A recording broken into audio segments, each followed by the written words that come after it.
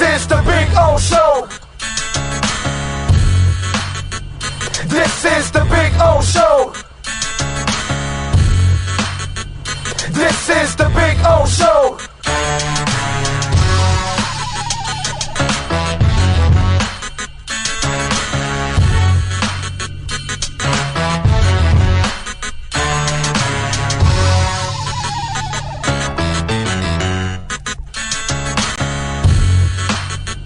This is the Big O Show. This is the Big O Show.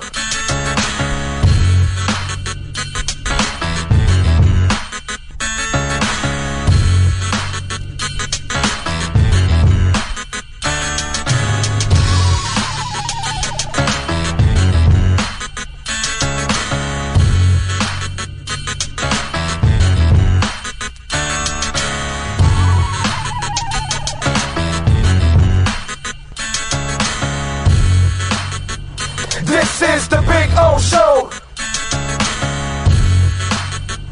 This is the Big O Show. This is the Big O Show.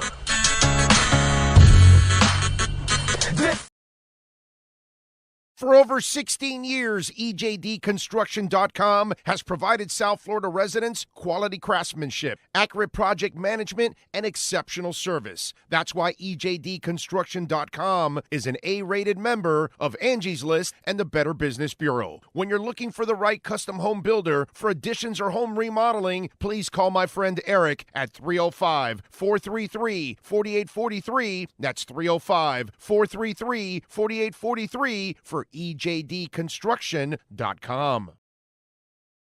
There's just one place to celebrate our happy new model year. Acura of Pembroke Pines. Plus last chance savings on a 2024 RDX. $379 a month at Acura of Pembroke Pines.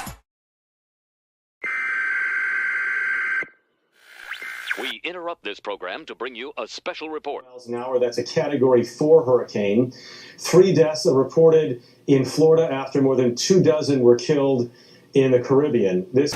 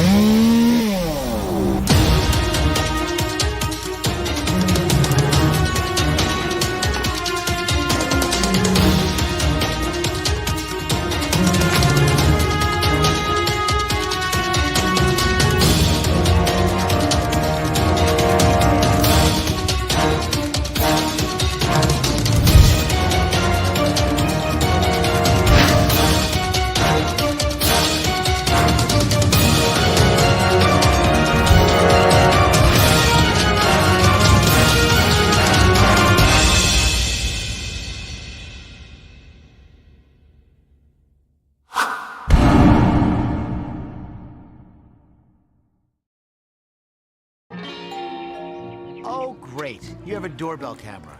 Now you have a front row seat to your house getting robbed.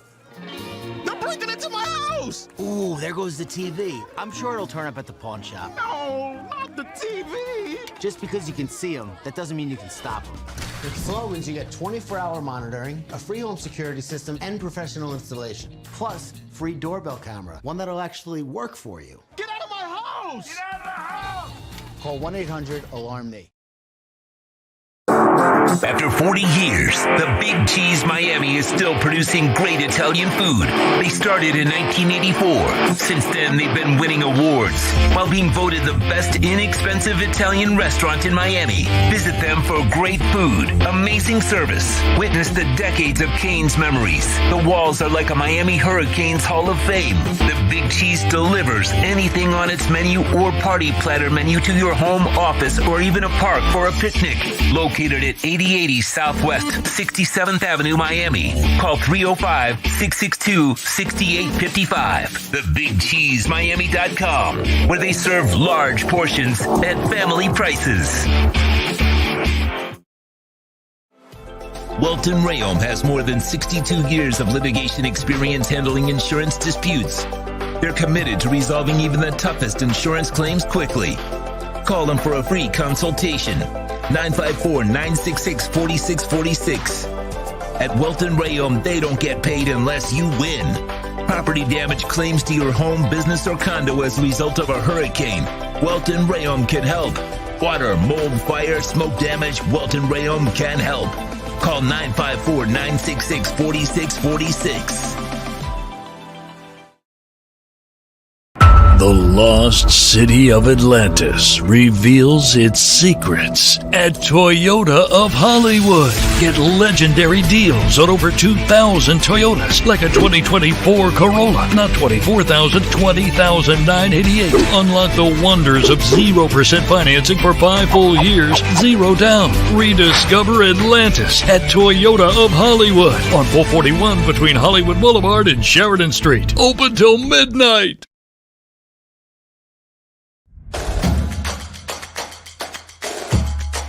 Welcome to Caneswear. New store, new items, same great experience.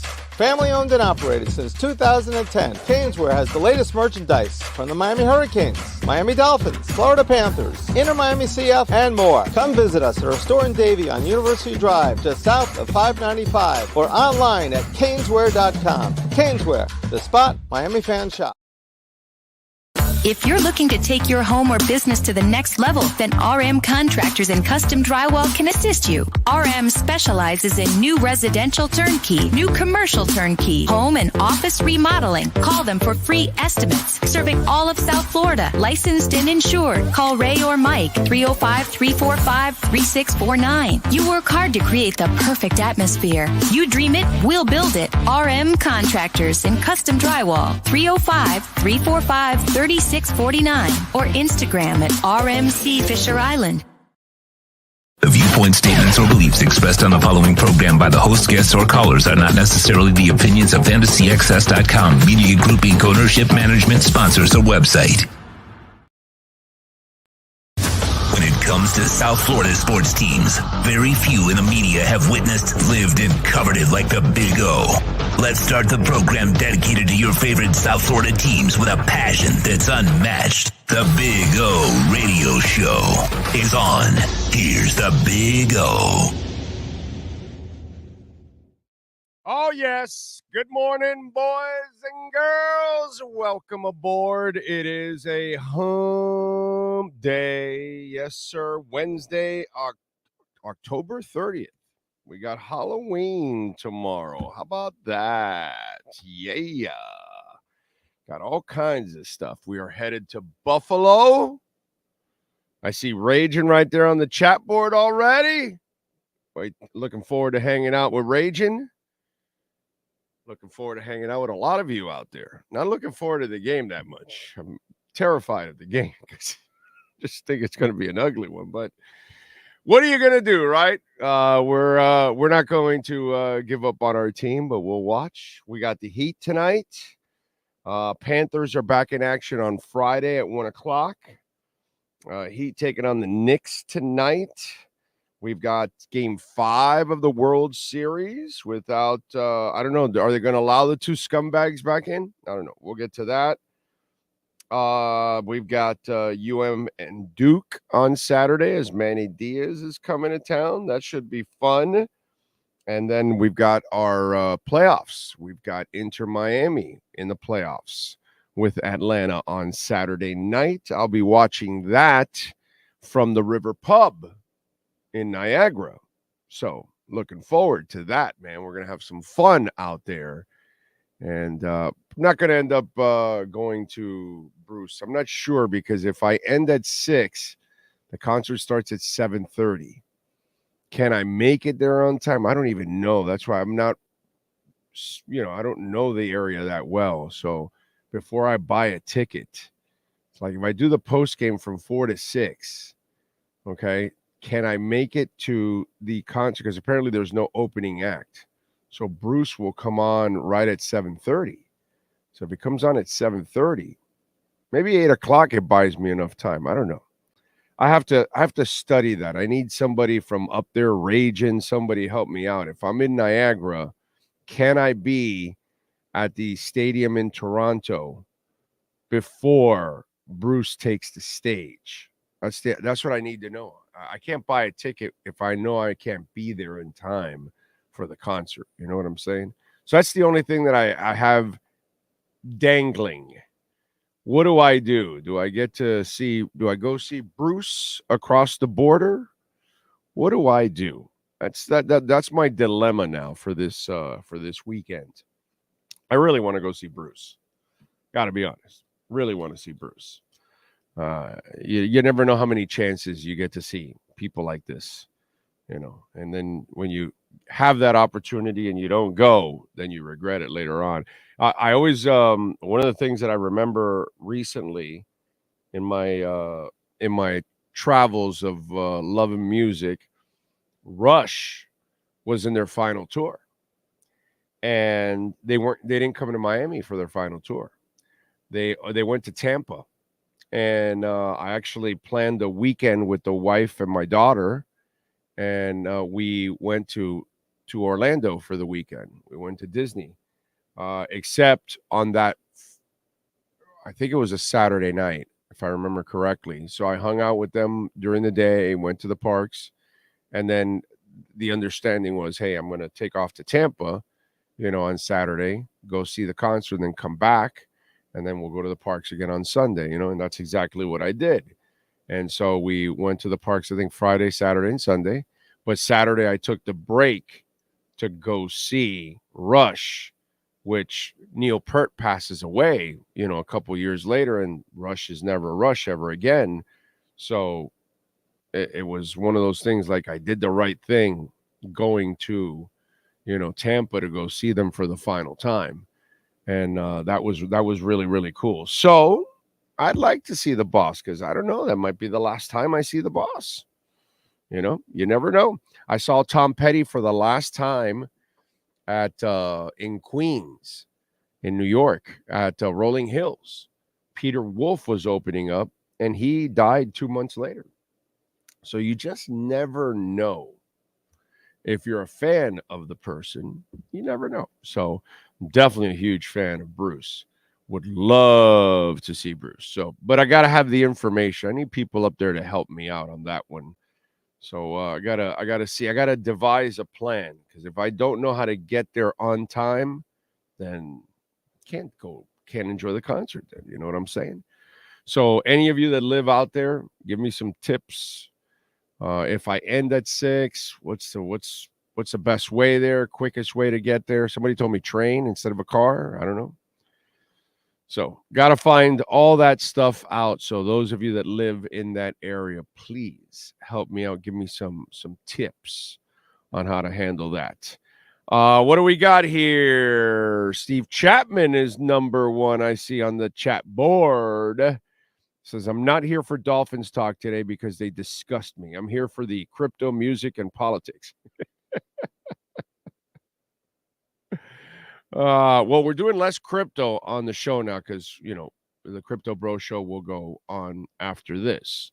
So, Steve, make sure you're watching the Crypto Bro Show and hit the like button, okay?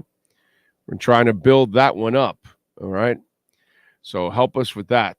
Ray Sosers is in the house. Says, when will teams stop drafting projects like Anthony Richardson? Well, because of their or Trey Lance, it's the physical abilities, or Daniel Jones. It's physical abilities. It's athleticism. And then they think that they can polish the coal into a diamond. And that's what football I'll make him a football player. That's what they do. So that will never stop.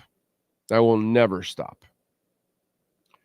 Let's see. What else do we have? Jay Gelfin, happy hump day. My Yankees pulled out the stops last night. We'll be able to win. Will they be able to win 4 in a row. Yeah, I don't think so, but, good luck to you, Jay, but I don't think so. The Dodgers are the better team. That's kind of what they've proven in this series, overall. So I think that they'll probably finish it off tonight, if anything. But those the two scumbags from last night, Austin Capobianco and John Peter. I mean, the fact that one guy, and I had a guy on Twitter, some moron on Twitter, because, I tweeted out that disgusting play by these idiots. And there's some moron that, let's see where it is. David on Twitter. He goes, every fan base has those. No, they don't. In 50 plus years of watching baseball, I have never seen anybody do what those two idiots did. I've seen people try to catch the ball and get in the way of the player. Okay, not right, but I get it. This guy was literally like prying the ball away from his glove, which, by the way, he could have hurt Mookie. Could have hurt. And then the other asshole grabs the player's arm. Like, what the hell is this, dude? Those are two morons that should never be allowed again into the stadium, in any stadium, ever again. And if the Yankees are going to allow them back in, then the league should find the Yankees and should make sure that those two idiots are banned from going to any game ever again. I mean, who does that, dude? What kind of a scumbag are you? Those two guys are garbage, bro. And anybody like that idiot on Twitter trying to defend that, come on, dude. That's not how you behave. But that's the society nowadays. This is what we have.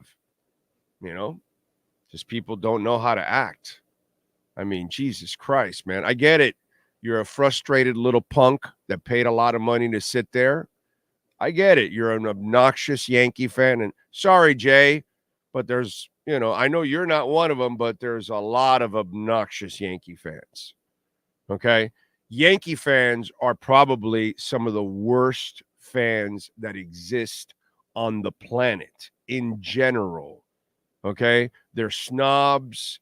They are constantly rubbing in the 27 championships and that they're better than everybody and all of that. So it's actually fun to watch them lose, to be quite honest. You know what I mean? Sorry, Jay, I love you, but and seeing those two idiots makes you want to root even more against the Yankees. Okay? Because the last thing you want is those two idiots to come out on top. So I am definitely not rooting for the Yankees, but bottom line is I'm rooting even less for the Yankees after watching those two scumbags do what they did last night. And those two are scumbags. Let's get that shit straight. Those are two lowlifes right there. All right? They deserve each other, and they both deserve to go to jail, basically. Because they assaulted somebody basically on a baseball field. You could have injured the guy, man. I've never seen that in my life, ever, dude. That was just, I'm watching that. I'm like, wow, please pull him down from there and beat the crap out of him, because that's probably what they deserve. A nice ass kicking. Man, holy shit. Those guys are just pure scumbags. Anyway, Jeff is in Long Island. Oscar Rojas, One-Eyed Jack, Steve Chapman, James Vivinetti. Nobody expects the Dolphins to win on Sunday. This is the perfect time to do it. Yeah. You see who the coach is? Okay. Gus 1388, Skylar Tipton, Alexis Palenzuela, Kenna Rankin. Can't say a man is soft because he's tired. He's soft, dude. He's soft, Kenna. That's all. And I guess you're going off the title, but Anthony Richardson is soft. That's all. Nobody ever says you're tired. Cam Newton ran just as much or more and took on all kinds of tacklers without getting injured. He was doing the injuring. He was injuring everybody else when he was running into people. I never saw his ass say, I'm tired. I don't see Lamar. Lamar Jackson runs like a deer, and he runs for a lot of yards. I don't ever see him say he's tired. Tired? Get the hell out of here. That's why the title's there. And we'll get to people like Richardson and McDaniel. Tired. Wussy-ass world. Wussy-ass people defending wussy-ass shit. Captain Saki is in the house in Tarpon Springs. This is a soft-ass world, bro. It really is. Soft. Christian, Lenny Pena, Leon Fresco, thank you for the love on the super chat. Assuming Finns get blown out by Bills, what would be the reason that such an outcome should be acceptable to Ross? Nothing is... Bro, we don't need the Bills game. You've lost 3 to 4 games that you shouldn't have lost. That's it. You should be more than pissed right now. In fact, why is Mike McDaniel still employed? That's what I'm saying. I get that the front office is in a tough position. I'm a fan of the front office. Everybody knows that. I don't think the talent is the problem. I think the talent could easily be in first place in this division. So, is it the best? No, we can nitpick about this or that, but the real problem is the coaching. And the coaching is what's going to get everybody fired. So if you already know you're going to get fired, man, if I'm the front office, I'm going to the owner saying, hey, we screwed up, but we can salvage this. We got to go get somebody. But you keep waiting too long to make the change. So it doesn't matter. We keep waiting. Well, we're going to wait for the Buffalo loss and then, another loss. What more do we need to see from Mike McDaniel? He's not the guy, man. He never will be the guy. So thank you, Leon. It's the talent's not the issue. Okay? And I've been saying this from the get-go. That's why I'm not ready to throw out the front office, but they can't get the right coach. The front office has to be blamed for that. No doubt about it. But this talent, this is not a 2-win team, bro. Not a 2-win team. It's a 2-win team because you have a shitty coach. That's why it's a 2-win team. Aquavision is in. Let's see. Chino. I don't know if they're banned for life or whatever, but they should be. Back working and locking in the Big O show. Thank you, sir. He's back in Cali. Hope everything is going better, my brother. Oscar Rojas. Big O, what you're telling us is if you go to the concert, chances are the performer, the artist, will die soon after. Well, I did go see Lemmy from Motorhead, and he died 2 weeks after. I saw Tom Petty. He died 2 months after. Yeah, it's happened to me quite a few times, actually. So, yeah, I'm not saying Bruce is going to die, but, they're getting up in years, so you want to take advantage. Although the Lemmy thing was kind of a surprise. And so was Tom Petty. That wasn't like he was retiring. I was in New York for like a whole week of concerts, and that was one of the concerts that we scheduled in there. But it has happened a couple times. Yeah. I was going to go see Randy Rhoads in the 82 Rock Super Bowl. He died 2 days before in Tampa. Could be a coincidence. It also could be I'm just old and I've been around so long and I've seen so much and I've been through so much that, Death is part of life, unfortunately. You know what I'm saying? J Slim 72 going to 100. Big O for president. Thank you, sir. Appreciate it, but you'll kill me with that. Let's see. Lance McDonald, I don't know how Tua, Mike, and Greer still has a job. JT, I've been a Yankee fan since Jeter's rookie year. Never lord over what they've done and accomplished yet. It's a great resume, but don't judge every fan base. I'm judging just basically on running into a lot of Yankee idiots. JT, those aren't the only two Yankee idiots. JT, I've run into a lot of Yankee idiots, a lot of obnoxious Yankee fans. So yes. Okay. The thing is, JT, let's, you know how we play the honest game here? The Yankees have been humbled because since the old man died, they've been shit. So they haven't been themselves.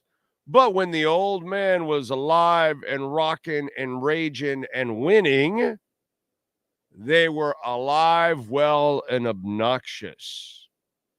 Let's call shit like it is. That's what we do on this show. Okay? The only reason the Yankee fans aren't nearly as loud and obnoxious lately, it's because they haven't won jack shit. Okay? The last one they won is with the old man on the deathbed. Since then, they haven't done anything. All right? So that's really what's going on. But if they have any kind of success, trust me, it blows up like a volcano and the obnoxious Yankee fans come out. Again, I'm old. I've been around a long time. I've dealt with them. Okay? It's just you all been humbled since the old man died because you haven't been the same franchise since. This is the first sniff you have of trying to be great again. Okay? And the Dodgers are kind of putting you in your place in the process. And by the way, you're getting a break that Ohtani's a little banged up because who knows if that guy's healthy with that shoulder. So let's pump the brakes, bro. You might be able to pull that off on a 20-year-old. You're not pulling that off on me. I know Yankee fans, and I know them well. And there's a lot of them that are assholes, king-size assholes. I collect set lists. Somehow I got a Springsteen set list after a show. He still writes them by hand, old school. Nice. Doesn't Robert Smith do that too, I think? I think that there's a couple of bands that are still doing that. Not a lot, but you're right. There's a couple that still might write it out. But yeah, that's pretty cool. Springsteen set list. Wow. That's freaking awesome. That's freaking awesome. I really want to go see Springsteen, dude. I really want to go. Because I know the game's going to be a disaster. And, I'm going to be the psychologist on the thing and the post-game show and all that.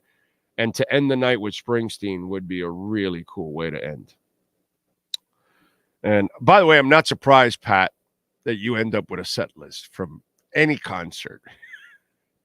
Okay. All right.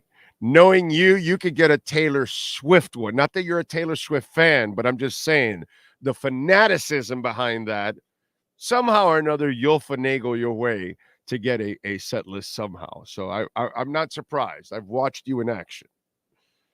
Vamos Gatos in the house. JT says the new era of Yankees would have been steamrolled if Steinbrenner was alive. Oh, well, if Steinbrenner was alive, you would have won a couple of titles since. That's the difference, okay? I may not respect some Yankee fans because some Yankee fans are jerks, but I respect the hell out of Steinbrenner.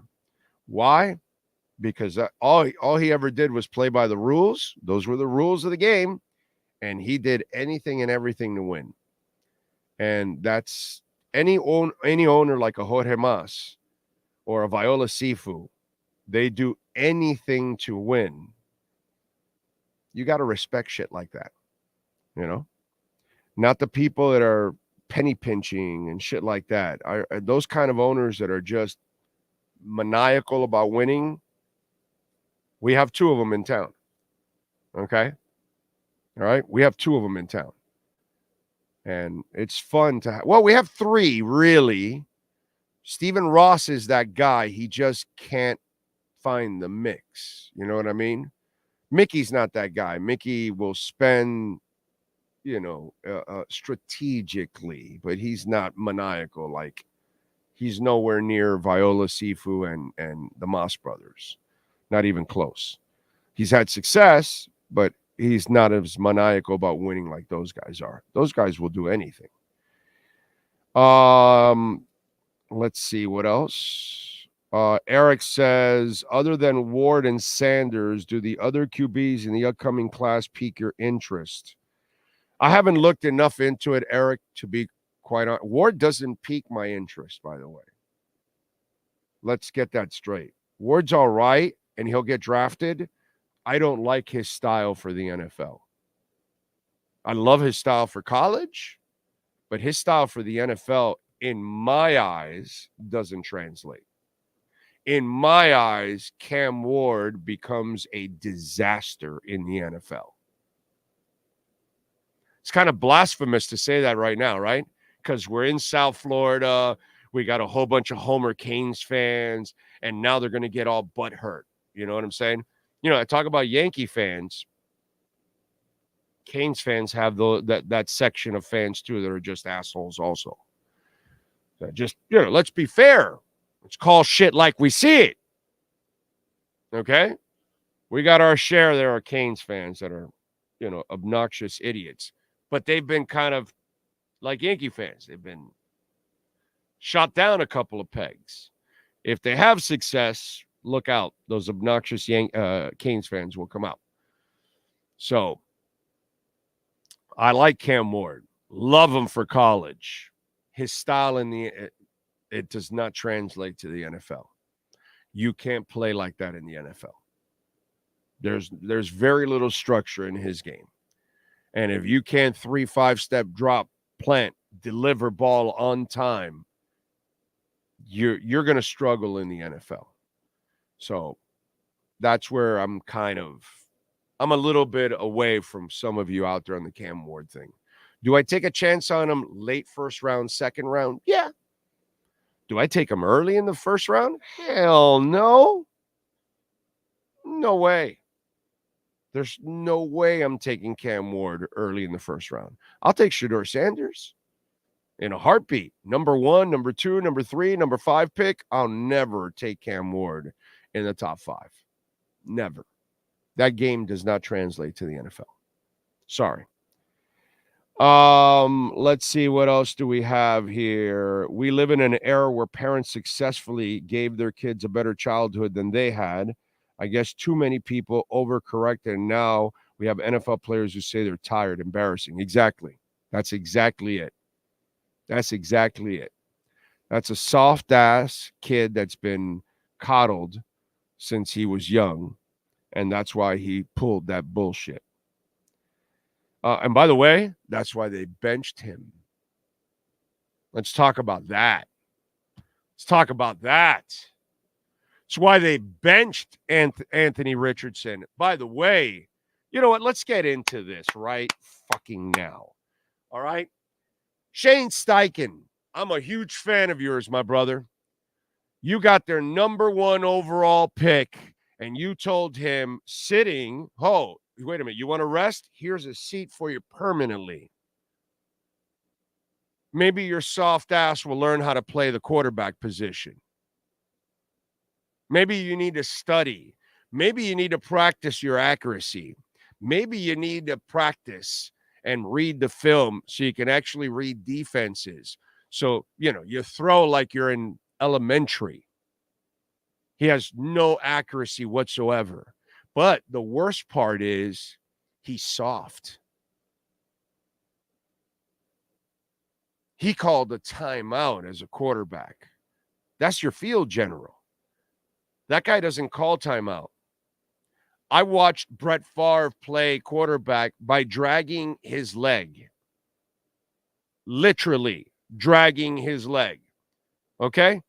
I watched, damn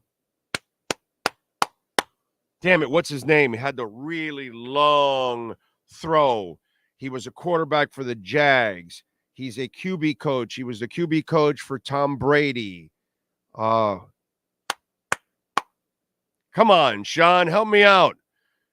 He was in Marshall, and he completes a pass. They lift him up and carry him to the next goddamn down. Byron Leftwich.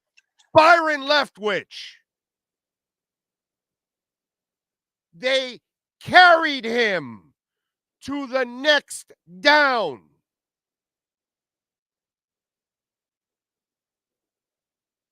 Are you listening to me? They carried him. That's this game. That's how it's played. That's how it's sacrificed. Why? The offensive lineman blocking for you is getting beat up 60, 70 times a game, and you're going to ask for a timeout? Are you out of your mind?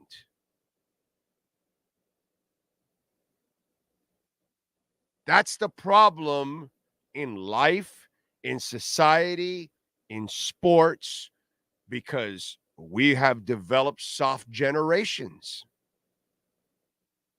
That's what it is. Our kids are softer because of that exact same text that he just sent in.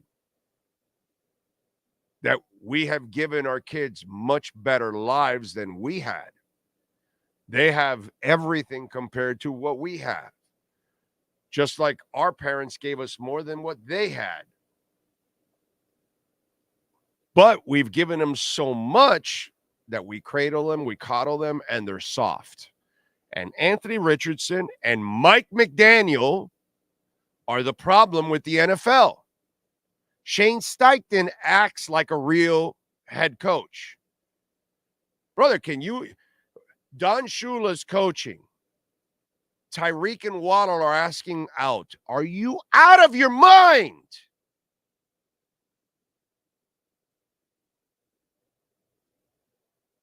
Are you out of your mind? I can't imagine Waddle or Tyreek asking Shula to get off the field on a third down, especially like they did with Dubose and Chosen. On a third down, those two idiots chose not to be on the field.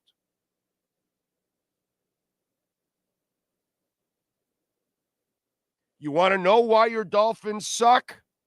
You want to know why your Dolphins are soft? You just got to look at the little guy that's standing on the sidelines with the glasses and the clueless look on his face. That's all you need to know, because anybody and everybody does whatever the hell they want under that guy.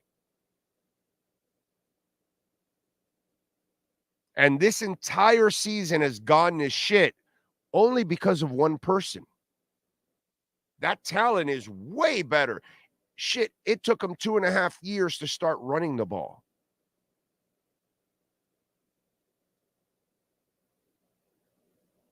He's too ignorant to learn, and his rules are too soft, because look at the Dolphins. They're soft. They were already soft. He just made them Charmin now. The Dolphins have been soft for years. But you hired Mr. Whipple. I probably lost a lot of you there. This is the problem right here. Great examples. Mike McDaniel, Anthony Richardson, but the Colts are handling it the right way. They told no, that's not how it goes. No. Ryan Kelly, the center, I had a conversation with him. Shane Steichen had a conversation. And guess what leads to the conversation? Your ass is getting benched. You know why? That's a terrible message to the rest of my team. I don't want my team being led by a quitter, because that's what Anthony Richardson is, a quitter. Why? It got too hard for him. He's 10 of 32 in that game. The guy can't throw. He can't throw. He's not a passer. He's a thrower. But he has no accuracy. He doesn't know where the ball is going. And the poor kid, he's frustrated. I want to rest.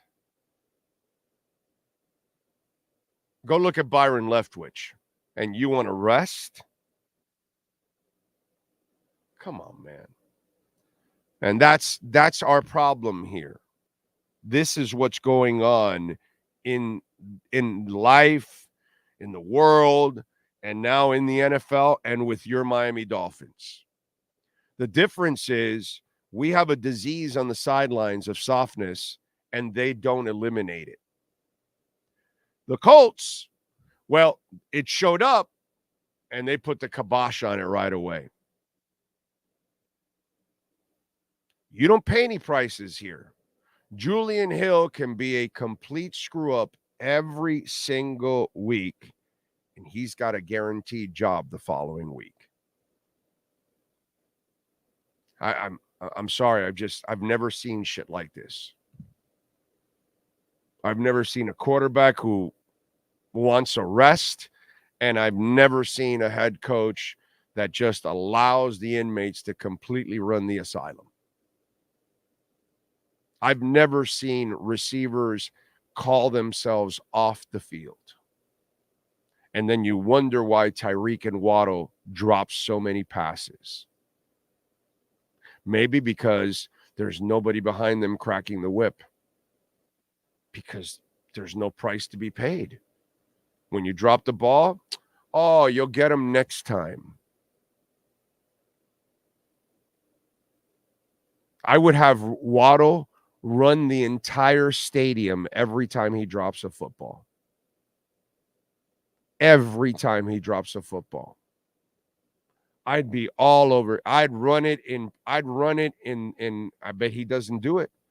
I don't care what anybody tells me. I'd thoroughly embarrass Waddle and Tyreek in the film session on every time they drop balls. Every time. Hey, Tyreek, this was a first down if you would have caught it, right?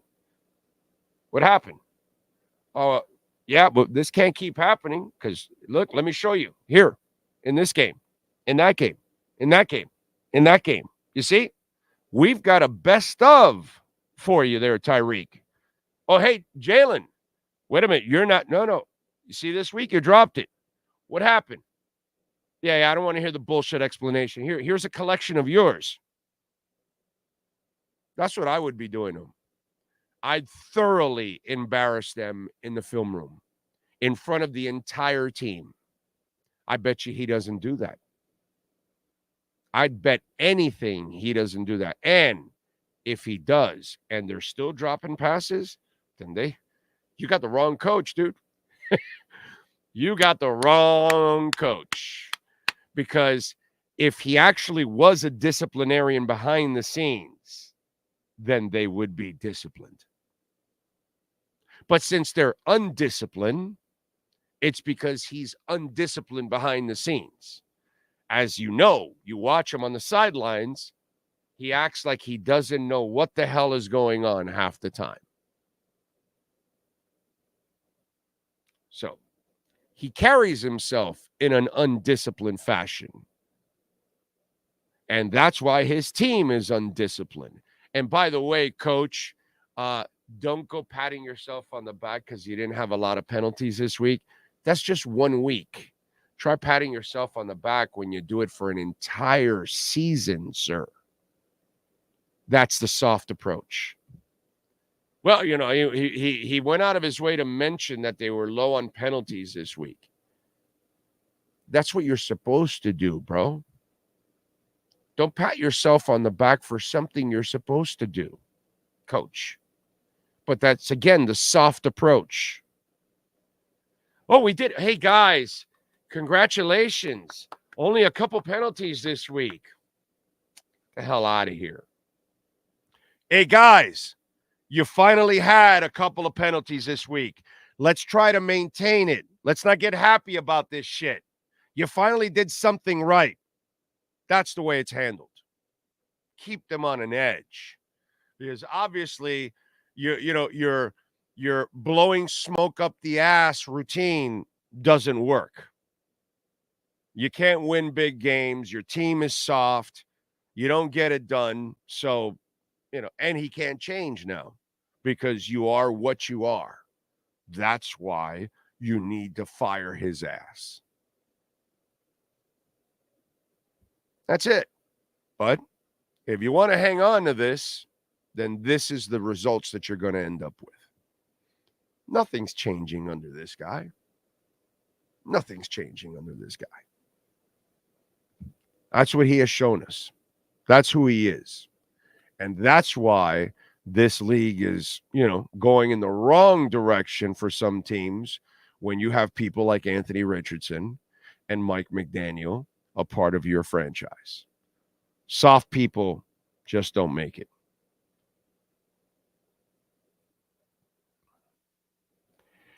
Let's see. Everything pumping but Caspa. Not sure what's really causing the selling pressure, but I'm writing it out. I'm still way up. It doesn't look good when everything is pumping and Caspa's dumping. Kyle, you know what's going on, right? All the devs, they're all in Israel. So people got scared shitless with what happened in the Middle East.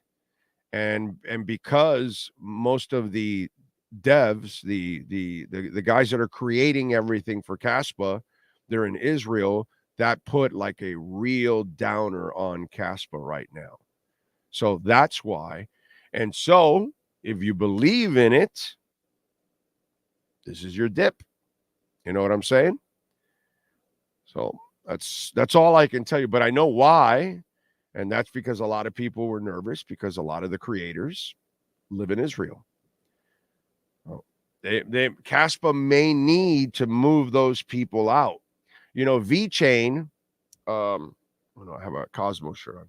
V-Chain, a couple years ago, they're a Chinese company, okay?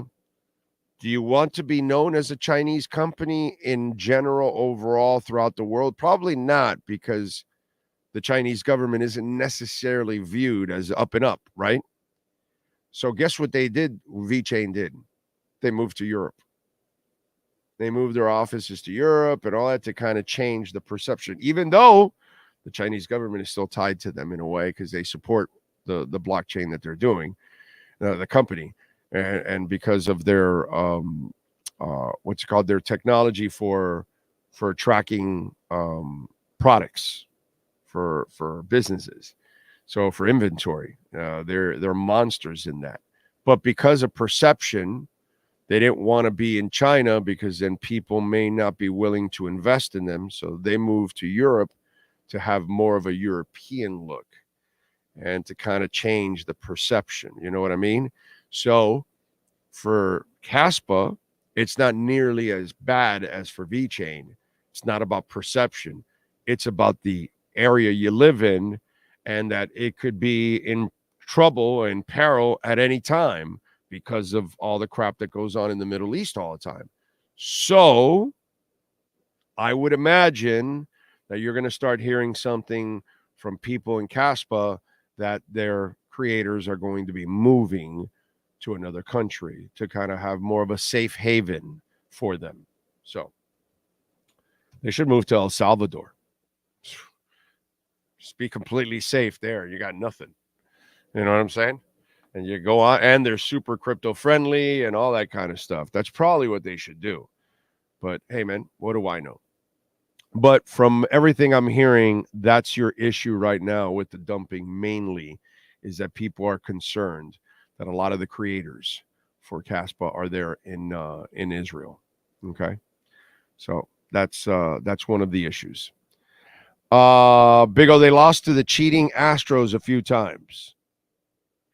Yeah, they were banging the garbage can. Apropos when you play the Yankees. Let's see. Did you ever watch the series The Bronx is Burning about the 77 Yankees? Nope, but I watched the 77 Yankees. So, in fact, the 77 Yankees, isn't that the Brian Doyle year? Wasn't it 77, the year that Brian Doyle, a little side player for the Yankees, had like a run? Let me see.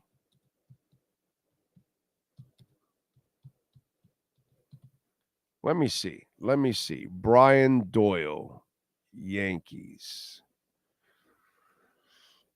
Let's see. After spending the 77 season in AAA with Syracuse, Doyle split the 78 season between the Yankees and Tacoma Yankees. Doyle wasn't originally expected to be part of the Yankees postseason roster. However, the all-star second baseman Willie Randolph had been dealing with cartilage problems in his left knee all season, a hamstring injury. On September 29, sidelined him for the postseason. Doyle was added in his place. Doyle went 2 for 5 in his first career RBI in a game in the 78 American League Championship Series against KC, with left-handers going in 2 games of 3. Manager Bob Lemon went right-handed, batting Fred Stanley at second. Doyle started the final game and walked once in 3 plate appearances.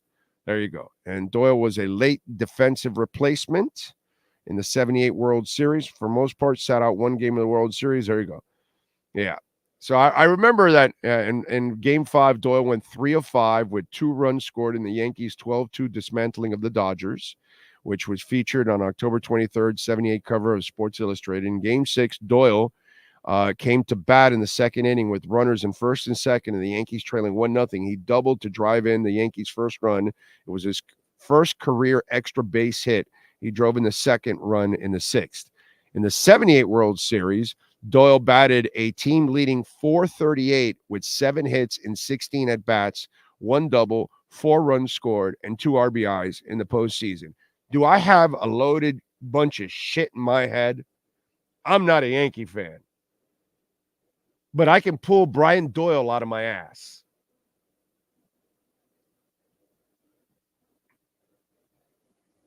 Anyway. So, but yeah. But I saw the 77 Yankees, so I don't know.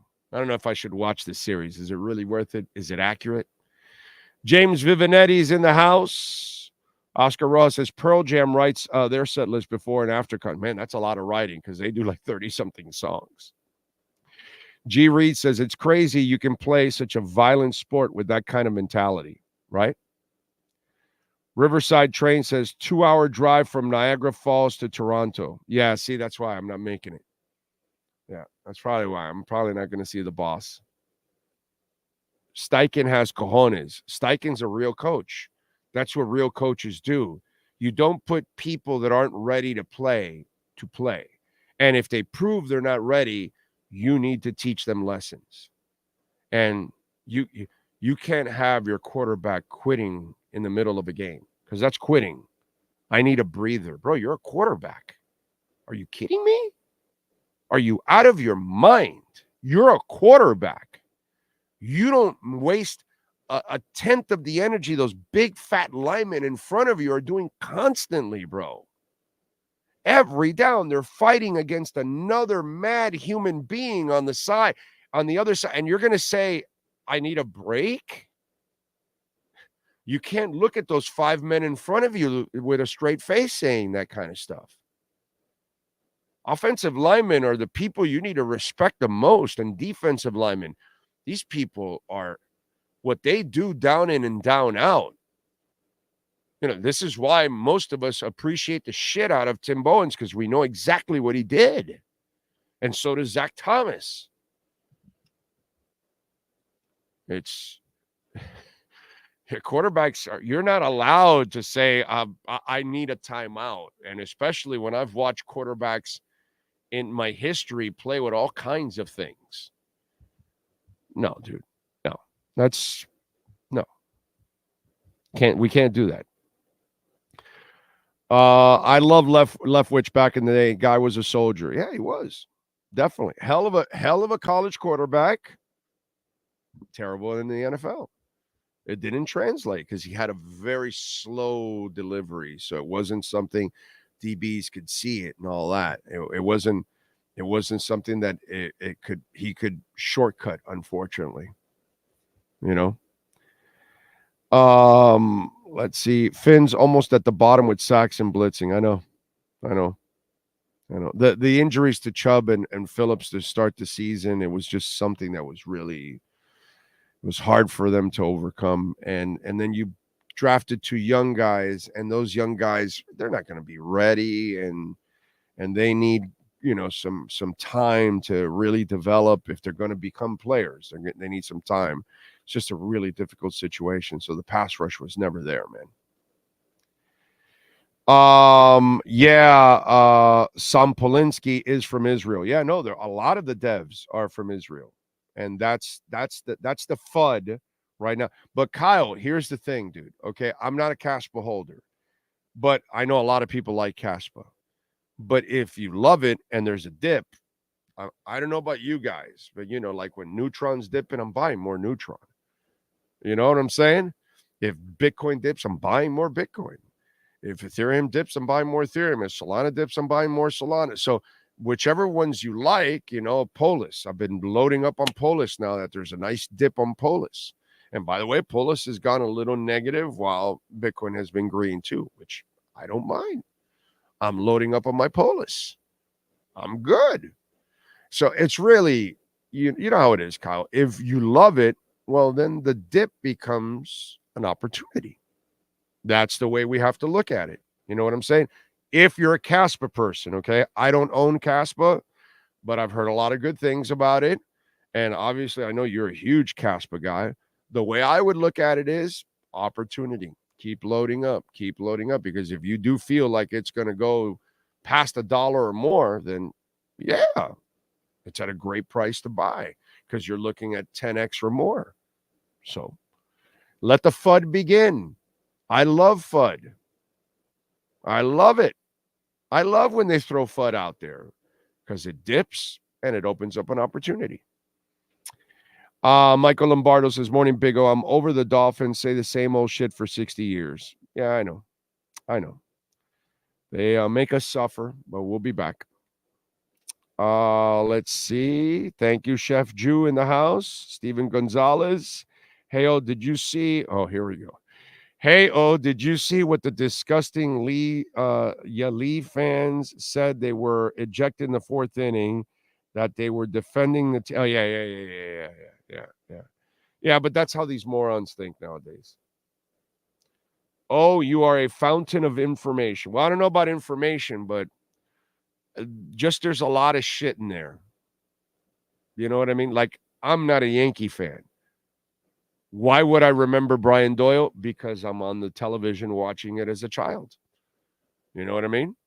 And every time, rest in peace, Dad, I love you. But, if the Yankees would lose, I would make fun of my dad, So he was a Yankees fan. They didn't lose then. But, if they lost, I would have some fun with it. You know what I'm saying? Anyway, thank you, Alex. Appreciate it. Is it really the coach's fault Tua can't catch the snap? No, that was definitely on Tua. There's certain individual things that we can't blame him for, but everything else we can blame him for. Yeah, for sure. The fact that he sticks to the run now but didn't stick to it before, that would help out Tua. That would help. Your offensive linemen, Lewis, have played their best 3 games. Why do you think that is, Lewis? Because they ran the ball. And successfully. But you didn't want to do it before. Oh, your coach. Lewis, like when it was working against Buffalo and you stopped. When it was working against Green Bay and you stopped. Happens all the time. Like you didn't use Jalen Wright last week. Kind of stupid. See what I'm saying? You go and sign Jonnu Smith. You practice him everywhere in training camp in the preseason. The season starts and you don't use him. You know, so yeah, mostly it's the coach's fault. You know, the fact that Julian Hill can screw up every week and line up, yeah, that's the coach's fault. That doesn't send a good message. So there's a lot of, I mean, it's endless, the stuff I can talk about and the environment that he's created. On a third down, Lewis, Waddle and Tyreek both take themselves out. And he's calling the most important down with two receivers that have no business even being activated, much less on the field. That's your coach. So, I mean, I could just go on for an hour, bro. You know what I'm saying? I could go on forever to talk about the reasons why you are what you are right now because of him. And he doesn't help he doesn't really make players better, put it that way. No matter what stats you see there, he doesn't make players better. Fades to Tyreek Hill in the end zone, Lewis, is not good for Tyreek. It's not good for Tua. Why? You don't throw fades in the end zone to Oompa Loompas. But that's your coach. You know. But hey, not his fault. Let's see. Mr. Majestic, Tony Sags, JD Rodriguez. How can we trust ownership to make the right GM hire? Well, at this point, JD, I understand fans that don't trust anything going on with the Dolphins. So I get it, dude. Ownership, front office, head coach, players. There's nothing you can trust. Trainers, right? Sadly, they put a brace on Jalen Phillips and put him back in. I would have never done that. I would have never done that. Okay? And the discussion will be there forever. When did he... So if you think he kind of tore it the first time, so you're telling me a guy that is coming back from an Achilles injury, you think he tore it, so you think it's a good idea to put a brace and put him back in there? Or he didn't tear it, and he says, no, I can get through it. All right, let's put a brace on it so you're protected, and you threw him back in there.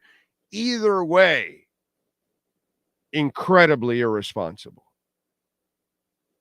And I don't blame Jalen because the player is going to be a player. And you got to protect them from them. And did these coaches and trainers do it?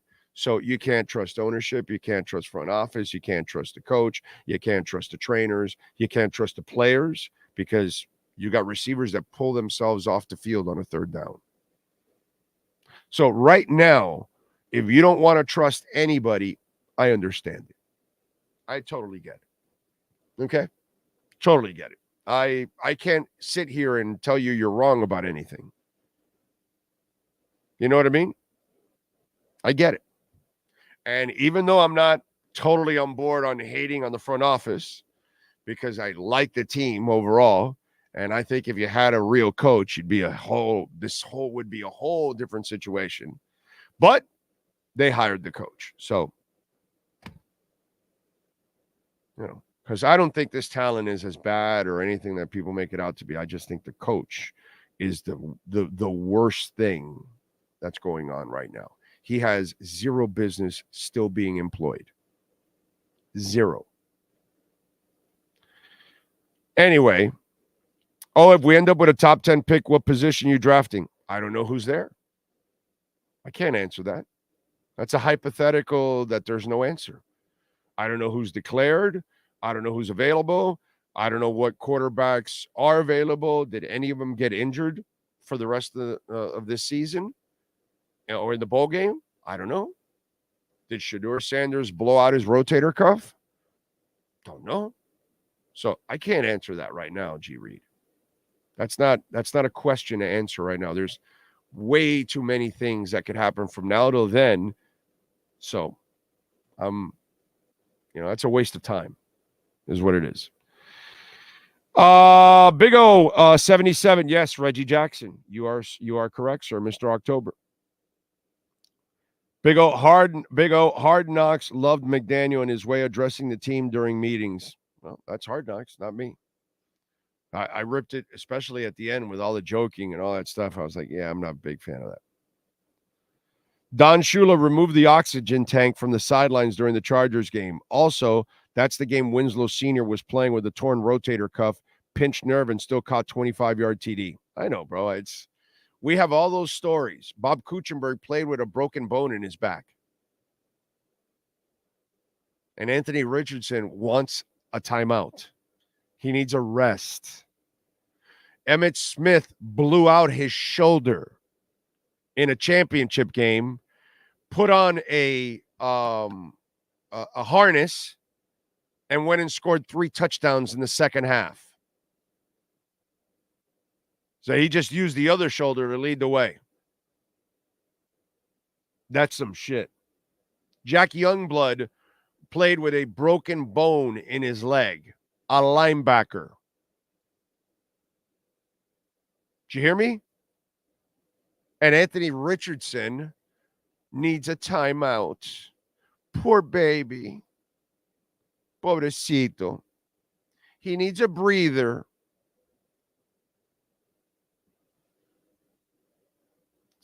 Come on, man. Let's go. Enough of the Anthony Richardsons and enough of the Mike McDaniels. Let's see.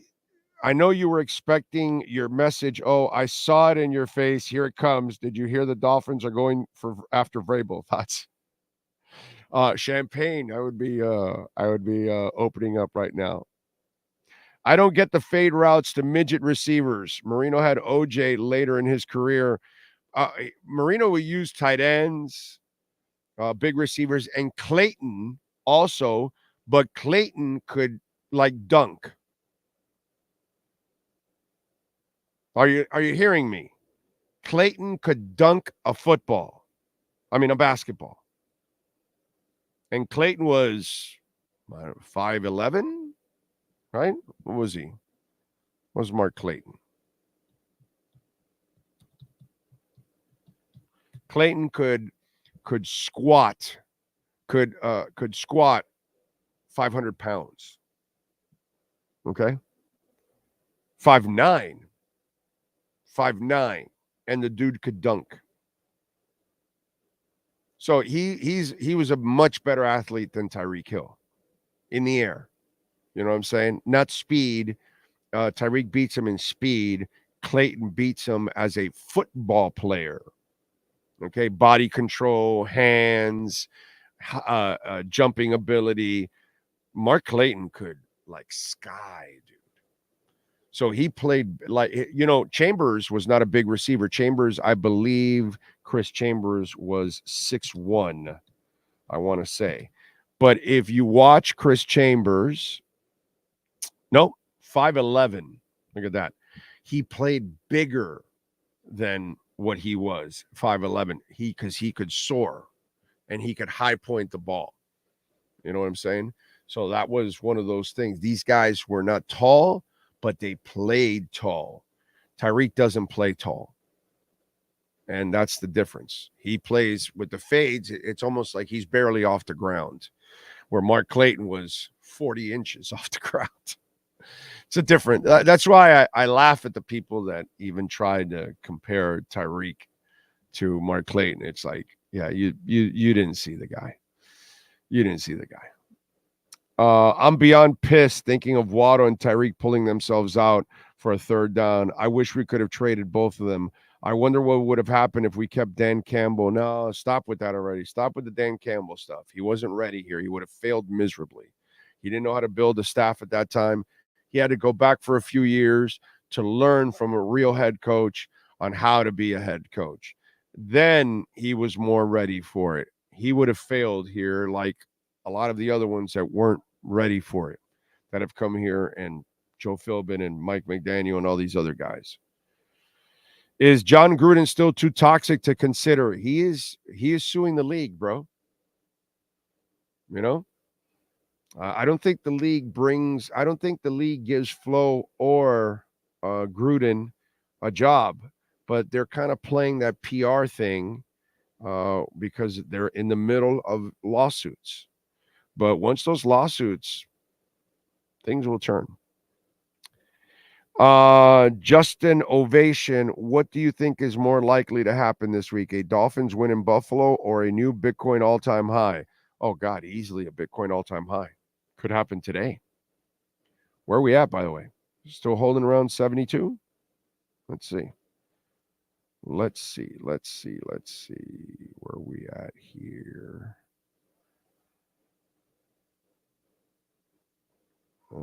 There we go. And we are at 72,220. No, 392. We might get it today. It's holding pretty damn strong, dude. Pretty damn strong. By the way, you can make a Bitcoin or Ethereum donation on the show. Cash App or Venmo at Cash Big O Show. That's Cash Big O Show. You can make a donation there. A donation or a Bitcoin or Ethereum donation on Cash App or Venmo. Rise Taylor, thank you, my friend, for the love on Venmo. Oh, please go see Taylor Swift. And if the pattern follows, also let's go Heat. It would be a big win tonight. The Yankee fan is a classic rich person who can't handle their drink. Whatever it is, dude. I mean, just scumbuckery is what it is. That's what it is. Pretty bad. Pretty bad. And thank you, Rise. Appreciate you as always. We appreciate the donations on the show, Cash App or Venmo at Cash Big O Show. That's Cash Big O Show, Cash App or Venmo. And we also have PayPal.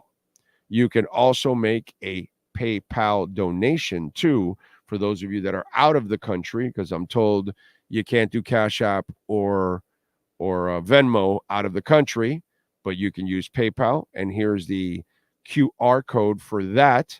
Use the QR code for PayPal and make a donation also to help the show grow. Don't forget to smash the hell out of the like button too. Reek is great at fades. He fades away from women after getting them pregnant. I like that, Luke. Very nice. Why the hell did Tennessee fire Vrabel to begin with? I don't know. I have no idea. But how he doesn't have a job right away, maybe he wanted to take a year off and kind of check the landscape out and take the best job. Maybe that's the idea. Take a year, reset. He's consulting with the Browns right now, so he's still in the football mix. I don't know. Vrabel, to me, is one of the 10 best coaches in the NFL, and he's unemployed. What he did in Tennessee, brother, he won with Ryan Tannehill. Okay? He won some games with Ryan Tannehill. That's the kind of coach I want. You can adjust and win with even mediocre. That's pretty damn good. Yeah, that's pretty damn good. Big O, why did you guys stop uploading the podcast clips on Spotify? I don't know. Sean is looking into that. Hasn't been fixed. I have no idea. I have no control over it. He has it. There is no problem with it. It's the same person. There's two accounts. We can't close either account or we close them all. So for some reason, there's two accounts to the same email. If we take the email off, all you got to do is look up Big O Radio Show, and there's two of them. There you go. So there you go. So it's being loaded. It's just you're looking at the wrong Spotify one. I don't know why Spotify duplicated us. Apparently, that's the problem. That's what he said now. I forgot about that. So they duplicated us. So you just have to hit the other one. That's all. It's kind of like when you get knocked out or something, and there's like you're seeing double or triple, and you got to throw to the one in the middle. That's kind of what it is. So you're hitting the wrong Orlando Alzagiri Big O Radio Show one. Look for the other Big O Radio Show one. Apparently there's two on Spotify. So they've been loading up there, sir. And by the way, dude, there's iTunes and SoundCloud and Stitcher and Google Play and what is it on Amazon? What's someone on Amazon called? Whatever. We're loaded on all of them, bro. Jesus. I have Spotify. I have SoundCloud. I have iTunes. I mean, I don't get it, bro. I think the part of the problem is McDaniel is such a little twerp. He looks like the cartoon character Mr. Peabody. I could see where trying to be a hard disciplinarian wouldn't work for him. No, not anymore. You can't do it now. Richardson went to the sideline to get a Capri Sun and some orange slices. The Dolphins make me cry, says Brandon. Yeah, they make me cry. They piss me off. Frustrate the hell out of me. Sherman set the Wayback Machine in 1972. Let's see. George Matella says the Marx brothers could run any route at any time despite their smaller statures. I miss Clayton and Duper. Oh, we all miss Clayton and Duper. Yankee fans were unbearable to listen and be near in the 2000s. Amen. Amen. It's just that now they've calmed down some and they're not loud because they don't do anything. They don't win anything. They haven't won anything forever. So now they're in the World Series, and you're those two assholes. That's the start of the fuse. So if they do win the World Series, oh my God, they'll be unbearable, and they'll start to tell you that they're going to add 10 more to their 28. Yeah. So far the episodes on Spotify are uploaded. Yeah, it's just because I guess Spotify duplicated us. I don't know why. Big O, I took over. I took the over on Jimmy Butler playing 60 games this year. People on my job think I'm nuts. They should.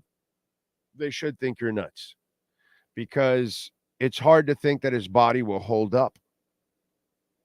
You know what I'm saying? So yeah, they should. And did you get good odds? That's really, it's not whether he gonna play the 60 games or not. What were the odds you got? If you didn't get good odds, then you're really nuts. Now, if you got plus, a good chunk, okay. Since he's motivated, he wants to get the money, he's going to try to play the 60 plus games. I get it. Makes sense. Cutter's Edge Pro. You got to go see my guys, William Quigley. They know how to get it done. And when we talk about it, outdoor lighting, irrigation, artificial grass, and, we've got 4 dogs in our house, and they love the artificial grass. But I love it even more. My wife loves it even more because it's really easy to maintain, and it pays off for itself in the long run because you're not watering the grass, so you're saving money there, and you're not cutting the grass every 11 days to 2 weeks, 3 weeks, depending on the rainy season and all that, because damn, when it's raining every 11 days, 14 days, boy, that grass is already, and you're cutting the grass again. So there you go. So you're spending more money. That's why I tell you the artificial turf is super easy to maintain, and you're going to love it. It looks fantastic every time you look at it. We've had ours for, 2.5 years now, easily. And not one blade of grass ever grew through it. It's amazing. So go to Cutter's Edge Pro, call them 954-472-0622. And remember, landscaping improves the value of your home. Very important. Very important. And it makes it look better, and also could save you energy. You put enough trees around your home, well, then all of a sudden, the trees are absorbing the heat, not the walls of your home. And now the AC works a lot better. So it's really, really cool. If you can put a lot of trees around your home, you can open the windows because you have a lot of shade. And then there's, all of a sudden you put a lot of trees in your backyard. You can actually hang out in the backyard because it's like 15 degrees, cooler. And there's more of a breeze too because of the trees. It's, landscaping helps you in so many ways. Your lifestyle, you get to enjoy the entire home because you pay for the backyard, but it's so hot you don't use it. But if you add the landscaping, you will be in the backyard a lot more. Then it can also save you energy, and it can increase the value of your home. I mean, there's so many reasons to call Cutter's Edge Pro. So if you expect excellence, you want excellence, You know, the stuff that Mike McDaniel can't get. See, if William Quigley was running the damn team, they'd be running it through excellence. We'd be undefeated right now. We'd be getting ready to beat the Buffalo Bills for the second time this year if William Quigley was the head coach. So call William Quigley and get on the winning team of Cutter's Edge Pro. 954-472-0622. All right, let's get to our 3A Graphics sports calendar and the great Alan Blanco, 786-618-1443. Your company, your corporation, your club, your fantasy league, you need custom printing and embroidery, please call Alan Blanco, 786-618-1443. You can do all of this by phone, by Zoom. You send the logos, all that kind of stuff by email. And then they can show you all the final stuff by Zoom or Streamyard or whatever it is that you use. That's how they do all these things nowadays. People don't really go to the offices anymore. So call 3A Graphics wherever you're at. Alan Blanco can get it done for you. And this is his personal cell number, so you can reach the owner anytime, 786-618-1443. Tonight, 7:30. Knicks are visiting the Heat. Knicks are favored by 2. The over and under is 214.5. Last night, Yankees defeated the Dodgers 11-4. Dodgers still leading the series 3-1. Tonight, 8:08, Flattery versus Cole. Saturday at noon, Duke and UM. UM ranked number 5 in the country, and they're favored by 20. Okay. Yesterday, I think the line was 20, wasn't it? Yeah, it was 20. So it went up to 1 now. So it's 21 points. Over and under is 55. Saturday at 7, Inter Miami will visit Atlanta in the first round of the MLS playoffs. And Atlanta's plus 235 on the money line. Inter's minus 115. Tomorrow night, we get to watch Aaron Rodgers lose again as the Jets will host the Texans. Jets are favored by 1.5. The over and under is 42. Ravens yesterday traded a 2025 fifth-round pick to the Panthers for wide receiver Deontay Johnson and a 6th-round pick. The Vikings, they trade for tackle Cam Robinson for a 2026 fifth-round pick, and it could be upgraded to a 4th-round pick. Vikes also get a 7th-round pick. They needed to replace Christian Darrisaw because things were bad at left tackle. We'll see if Cam Robinson can fix that. And Anthony Richardson, the little boy that wanted a breather. I needed a break, coach. I'm tired. Well, they gave him a permanent one. They benched him. Joe Flacco is now the starter for the Indianapolis Colts. Congratulations to Shane Steichen, showing the kind of balls that Mike McDaniel will never have. That is your 3A Graphics sports calendar. All right.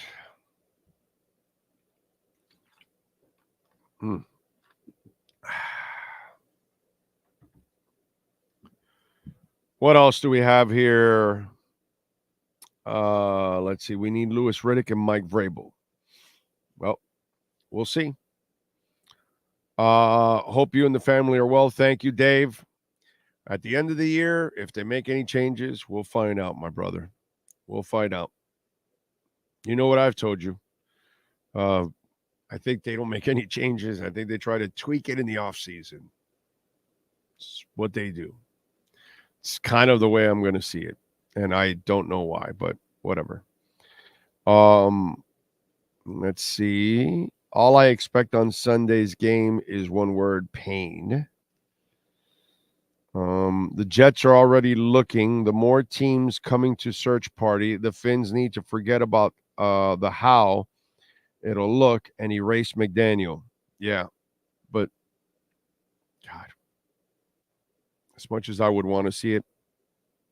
Oh, do you think Miami would have had more Super Bowls in the 70s if Zonka, Kick, and Warfield didn't leave? Yeah, it could have. They could have. Okay, Steelers were pretty good too, you know. But yeah, they had a chance for sure. You know, at that time, that's when the organization was at its peak, man. that's when the organization was really, truly rocking. And they had it going personnel-wise. They had it going with the coaching, everything. Different time, ladies and gentlemen. Different time. Dolphins, by the way, are underdogs in this game. Bills are favored by 6. The over and under is 49.5. Dolphins plus 220 on the money line. Bills minus 270 on the money line. Let's see. What else do we have? Let's get a little music in here. Let's get some music notes and news. We got a couple of things. And also a sad one, too, that I got to mention in a way. But it's kind of the world we're in. For those of us that are getting a little older. First of all, let's go with musicians born on this date. We start off with Snow, the Canadian rapper Darren O'Brien, born in 1969 on this date, if you're looking for the informer. In 67 on this date, Gavin Rossdale was born, lead singer for Bush. Who else celebrating birthdays today? Joey Belladonna, Anthrax. Hell of a singer, dude. Love Anthrax. Born in the state in 1960. He does a pretty damn good Ronnie James Dio. It's hard to do Ronnie James Dio, but he does a pretty good job. David Green, bassist for Air Supply. Born in the state in 1949. Timothy B. Schmidt, bassist and vocalist for Poco and the Eagles. All right. Actually, Timothy B. Schmidt sings my favorite Eagles song. So, born in 1947.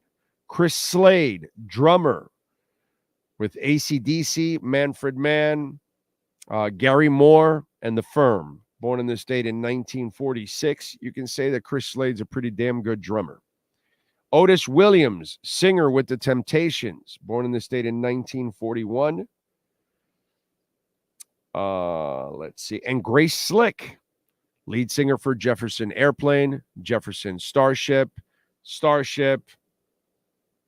all the different versions of it. Grace Slick was there. Those are musicians celebrating birthdays today. Let's go with other famous folk celebrating birthdays. Diego Maradona, futbolista, born in this state in 1960. We lost him in 2020. Devin Booker, basketball player, is 28 years old.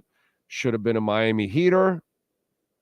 John Adams, former president, born in 1735.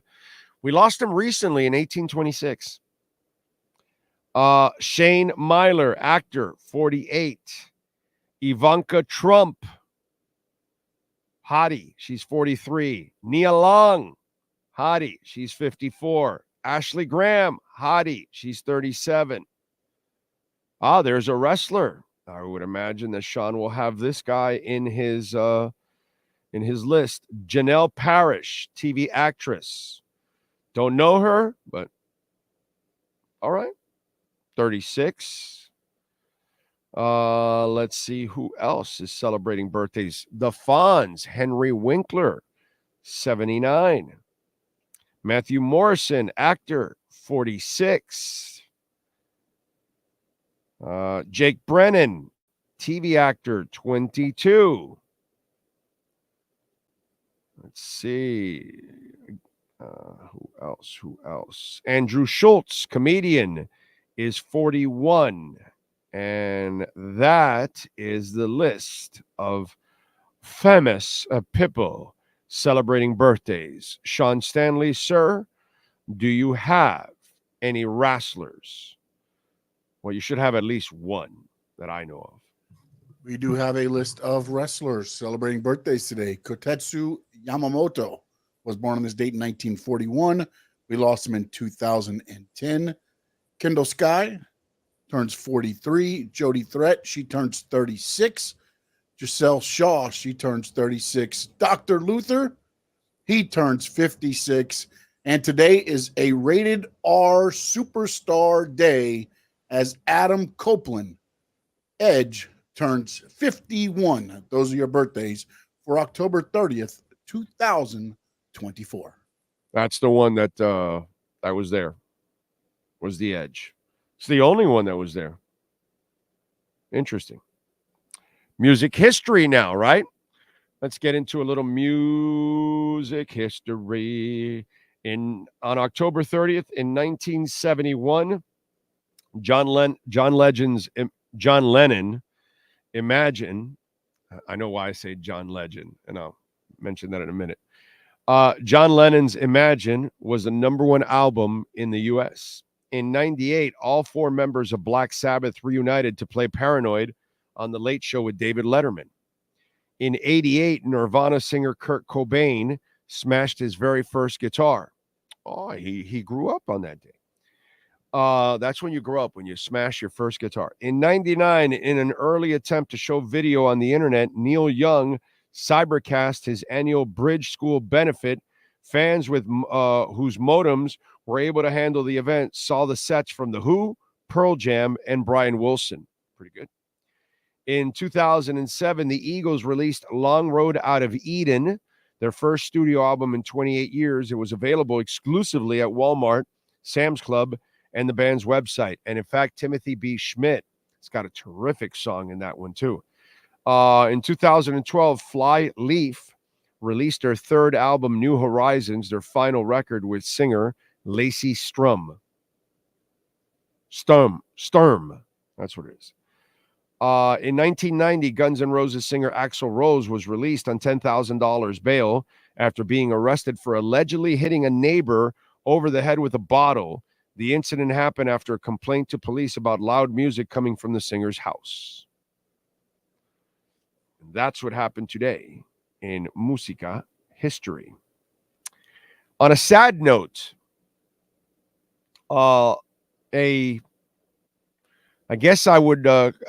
actress, comedic actress, hottie, because she went through her stages where she was a very attractive woman. Terry Garr, best known for Young Frankenstein and Tootsie, passed away at the age of 79. She died of multiple sclerosis, surrounded by friends and family. The actress reportedly dealt with other health problems in recent years, which included undergoing surgery to repair an aneurysm in January. Garr began her acting career on the road company of West Side Story in Los Angeles in 1963 at the age of 16, and later appeared in the chorus of 9 Elvis Presley films: Viva Las Vegas, Roustabout, Clam Bake. The actress' big break came as Gene Hackman's girlfriend in the Francis Ford Coppola film The Conversation in 1974, which led to an interview with Young Frankenstein director Mel Brooks, who told Garr he would cast her as Gene Wilder's German lab assistant if she was capable of speaking in an accent, which she said was inspired by Cher's Wigmaker. So there you go. And Terry Garr, for those of us that grew up, also was a little bit of a hottie for us too at the same time.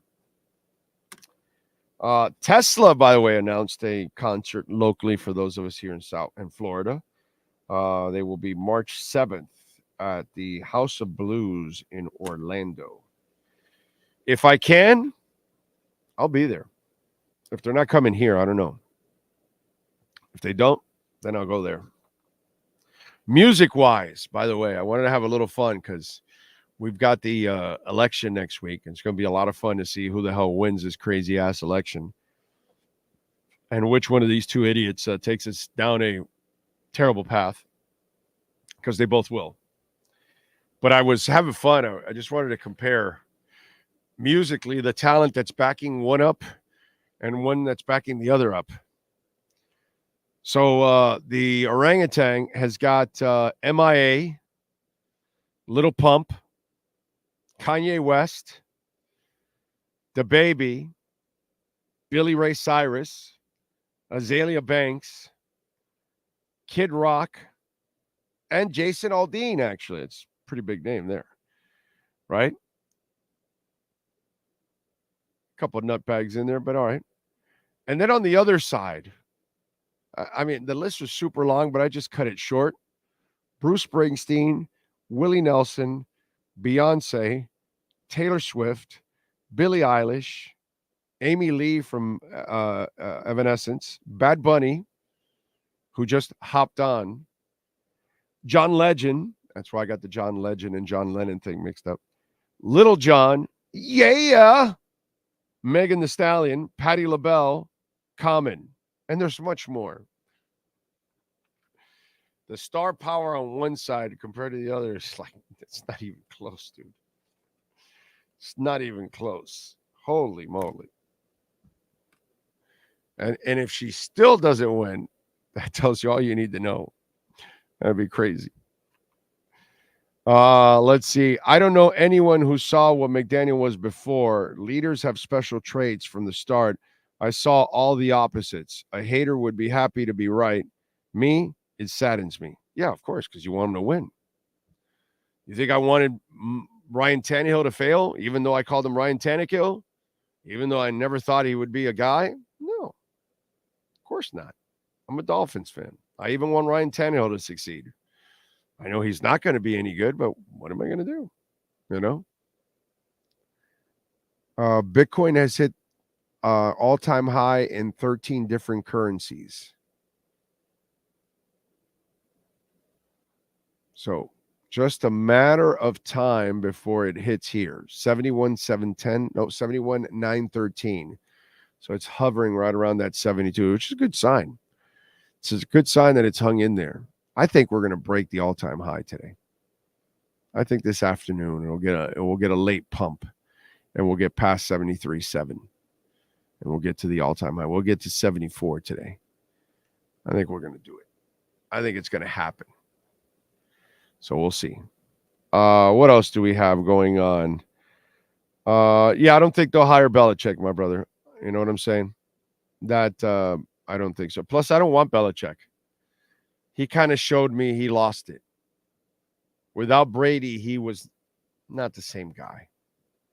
And he couldn't find another quarterback. So, you know, he drafted Matt Castle and Ryan Mallett, Garoppolo.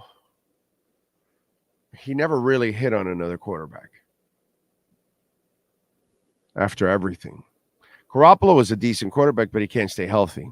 That's the thing. And, well, no, actually, you know what? I shouldn't say that. I got to be fair. Garoppolo, besides not staying healthy, he has failed every time he's in a clutch moment. I mean, we have to be honest here. He chokes in big moments. That's been a real problem of his, unfortunately. But, you know, what are you going to do? What are you going to do? Right? You could go to Toyota of Hollywood, where we go all the time, and they are creeping it real right now with some scary deals on the Corolla. By the way, you can get the Corolla as a hatchback, as a hybrid, the LE, the SE. You got the Cross, you got the RAV4, you got the Camry. You can get a hybrid too. The Crown, which is beautiful, the Prius, the Prime, so many different vehicles. And then the selection is second to none. 2,000 vehicles in stock. Herbie Lopez is an ass kicker. Okay, great place. Check it out. My daughter just got a Corolla there about a year ago now. You're going to love the place. You're going to love the service. You're going to love the selection, because it kind of sucks. You go somewhere. Yeah, we've got a couple of Camrys here, and they show you like 4 or 5 of them. Like, that's all? You go to Toyota of Hollywood, and it's like maybe 40, 50, 60, 70, 80, 90, 100. I don't know. You're going to get a crap ton. So you can really pick the car you want, the color you want, the style you want, the model you want at Toyota of Hollywood. All right. No, James, I don't think people want Belichick anymore. I don't want Belichick anymore. I think Belichick had his moment. It's come and gone. I don't think he has it. And personnel-wise, I don't think he ever had it. I think he got lucky and got some players and then got the one guy that was the ultimate eraser in Tom Brady. The guy went to another team and won a title. That's all you need to know, dude. So I'm not sure. I think I'm at a crossroads with some of you with Belichick, and I'm at a crossroads with some of you at Cam Ward. Okay? And I think it's both prisoners of the moment. You're the prisoner of the moment still thinking about the 6 titles, and you think that he's that guy still, and he's not. And just like with Cam Ward, you're a prisoner of the moment right now because he's playing some fantastic football for the University of Miami, but he's playing a lot of hero ball. And the way I see it, that kind of football doesn't translate to the NFL. He will struggle in the NFL with trying to play like that. They will make life impossible for him. So I feel like I'm in a crossroads with some of you for Ward and for Belichick. We see these two things a little differently. Okay.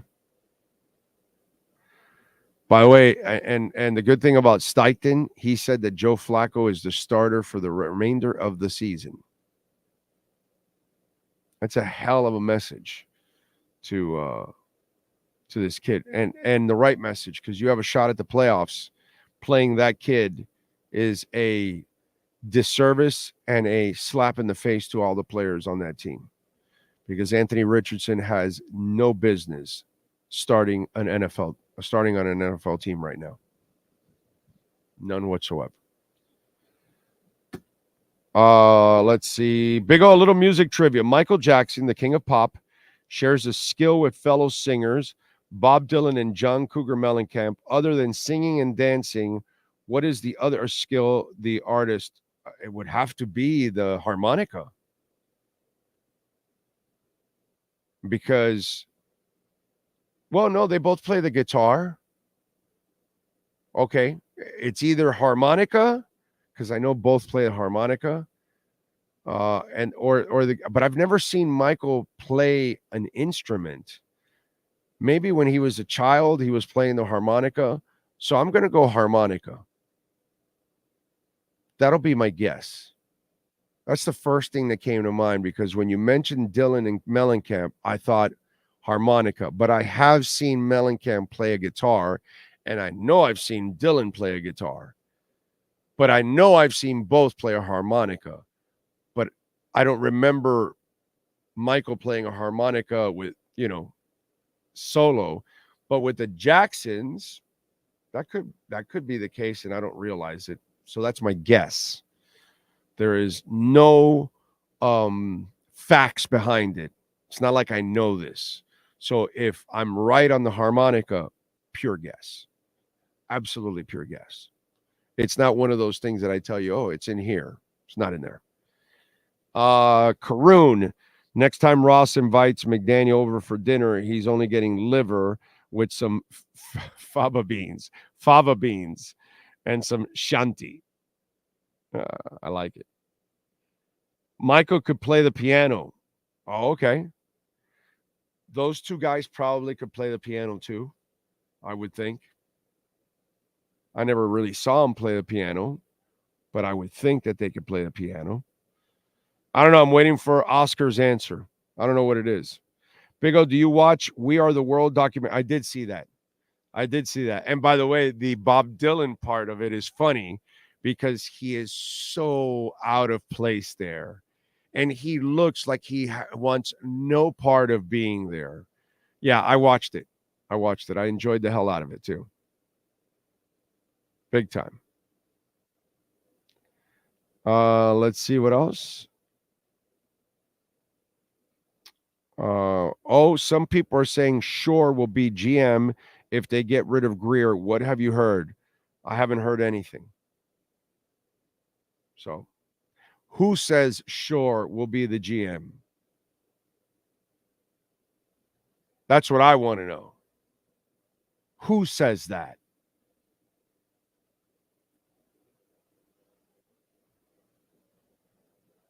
Let's see. The current Dolphins roster was built incorrectly from the start. Winning teams construct both the trenches first to give a good foundation to build from it. Yeah, no, you're right. Well, hold on a second. The offensive line has been playing well the last 3 weeks because they're running the ball. So maybe you had the right offensive lineman. And on the D-line part, well, your 2 pass rushers were out. That's going to hurt you. And that was something that you were never going to recover from that. Nobody goes and buys or drafts 2 starting defensive ends when your 2 defensive ends are injured. It's just too hard. The money, they have to pay all these other people. They can't. So it's in a way, that criticism is not fair because you knew you didn't have 2 pass rushers to start the season. So what were you expecting? You knew they drafted 2 rookie pass rushers. What were you expecting?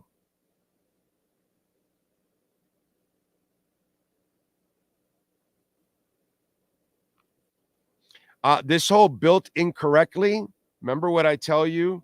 That sometimes people say something that's wrong, and then a lot of you, all you do is repeat it over and over and over again.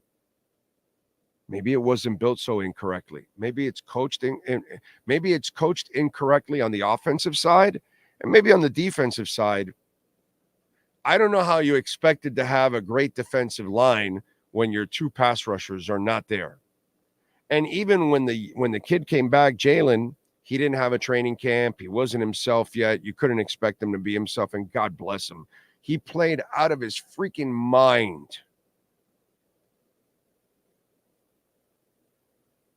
So what were we really expecting? They lost Wilkins because they have to pay other people. Their 2 defensive ends were out. You have 2 young defensive ends. What were you expecting?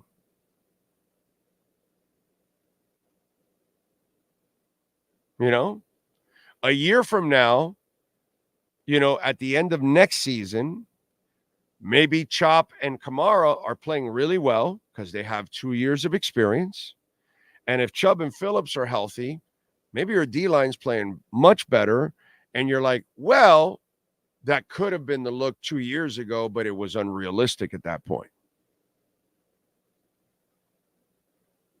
I'm just saying. I hear this silliness about, built incorrectly. Well, it's kind of built the way you had to do it because you were in a situation that you had people you had to pay. And you just can't go overspending, and you just can't go buy 2 defensive ends while your 2 defensive ends are recovering. It would have only been 1 defensive end if your head coach was smart enough not to play Chubb in a meaningless game. But hey, we'll go back to Luis Benito. It's not all McDaniel's fault.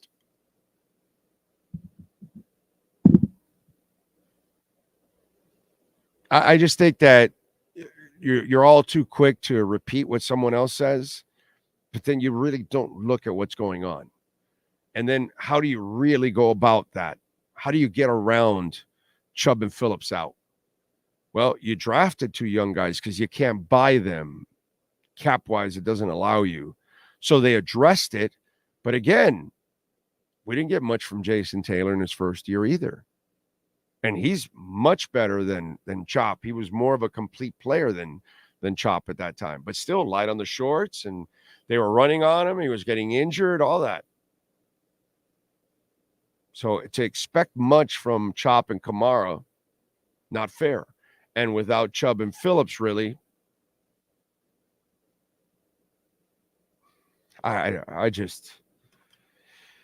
it's a very loose statement made, and really not a lot of substance behind it, because you have to really analyze what was going on and what else are you going to do at that moment. They did the best that they could do. Draft 2 young defensive ends so you can develop. And then down the line, if you got to move on from one of them, you'll have one ready to elevate. They went and invested in a left tackle because they know Teron Armstead's going to retire at the end of the year. So they had to do that. That was responsible.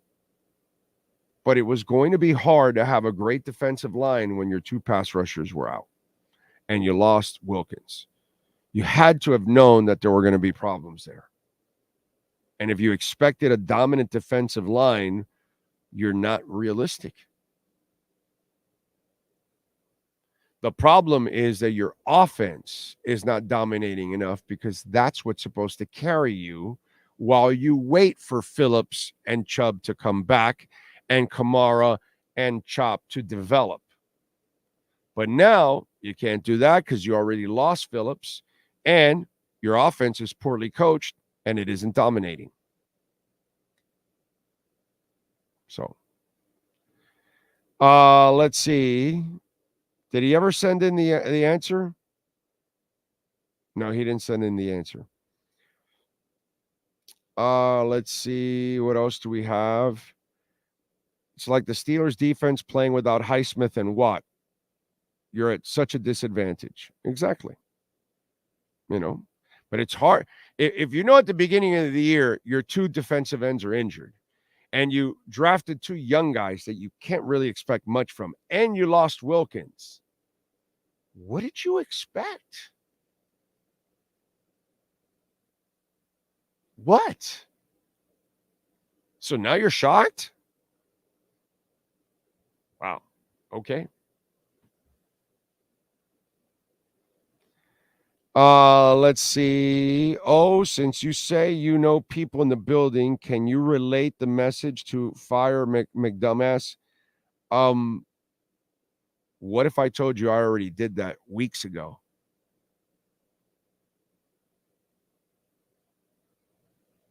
What if I told you weeks ago I told the folks in the building, y'all going to get fired because of this guy?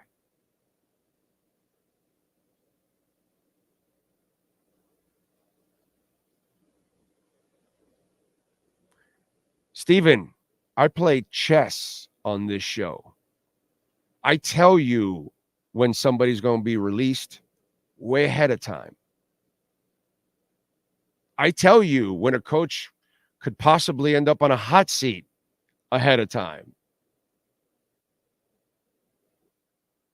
I told them ahead of time what's happening, what I see. I told them. I told those people in the building, you're all going to lose your jobs because of that guy. So.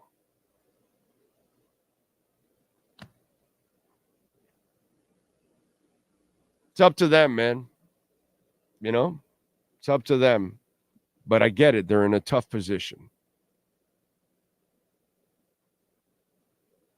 So this is, I'm not telling you something. When I say things, I usually say them way ahead of time before it really even ends up happening. Okay? And I have already told them you will get fired if you do not get rid of that guy. So, you know, I've spoken my piece. I'm that guy.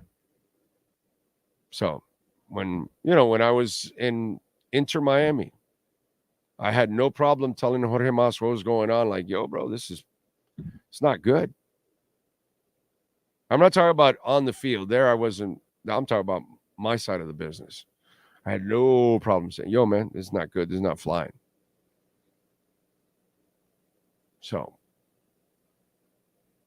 I've already expressed my opinion.